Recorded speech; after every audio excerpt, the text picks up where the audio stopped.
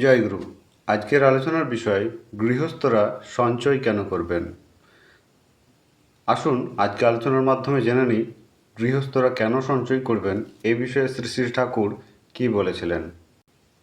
আপনাদের সকলের কাছে অনুরোধ, আলোচনাটি শেষ অবধি মনোযোগ সহকারে শুনবেন।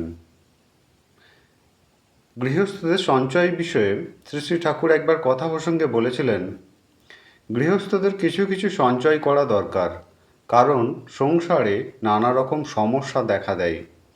তখন কিছুটা সঞ্চয় না থাকলে বিপন্ন হয়ে পড়তে হয়। আবার তাদের নজর রাখা লাগে পারিপার্শ্বিকের কেউ বিপন্ন হলে তাকে যাতে সাধ্যমতো সাহায্য করতে পারে। এমন মনোবৃত্তি থাকা ভালো যে পারতপক্ষে আমি পরমুখাপেক্ষী হব না, কিন্তু আমার কাছে যদি কেউ সাহায্য প্রার্থী হয় তাকেও বিমুখ করব না। এই বুদ্ধি থেকে মানুষের যোগ্যতা বাড়ে। তবে পরিবেশের সঙ্গে এমন বান্ধববন্ধন সৃষ্টি করা লাগে যাতে অনিবার্য প্রয়োজনের ক্ষেত্রে পরিবেশের সহযোগিতায় নিজের বাঁচা বাড়াকে অক্ষুণ্ণ রাখা যায়। মানুষের কাছ থেকে সাহায্য প্রার্থনা করাও দূষণীয় কিছু নয়, কিন্তু সবসময় নজর রাখা লাগে যাতে পরিবেশের কাছ থেকে আমাদের নেওয়ার তুলনায় দেওয়া ও করাটা ঢের বেশি হয়।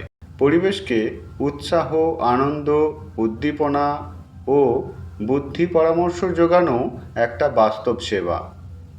আমাদের চালচলন, ভাবভঙ্গি, কথাবার্তা, ব্যবহার যদি স্বভাবতই প্রেরণাসন্দীপী হয়, তাহলে আমাদের অজ্ঞাতসারে পরিবেশ আমাদের দিয়ে উপকৃত হয়। ইষ্টপ্রাণ সেবাবুদ্ধি থাকলে, ভালোবাসা থাকলে তাকে দিয়ে কত মানুষের যে কত মঙ্গল হয় তা বলে শেষ করা যায় না। সুগঠিত চরিত্রই হলো আসল মাল। আপনারা আলোচনাটি শুনলেন। আলোচনা আজ এ পর্যন্তই। আলোচনা প্রসঙ্গে ষোড়শখণ্ড, পৃষ্ঠা 65। আপনারা সকলে সুস্থ থাকবেন, ভালো থাকবেন। জয় গুরু।